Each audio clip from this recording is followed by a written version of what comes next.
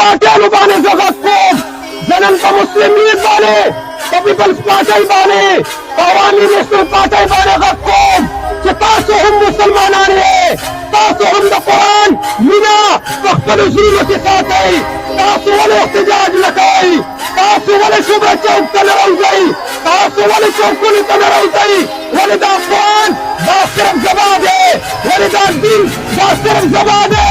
که بیا زه د دین خبره کوم بیا ماته تاسو ته نارا کوئ چې دا د دین ټیکهداران دي، دا د مذهب ټیکهداران دي. نن تاسو زه وینم چې تاسو د قرآن د عظمت لپاره اواز نه اوچتوئ. الحمدلله من ته په دې فخر دی چې چرته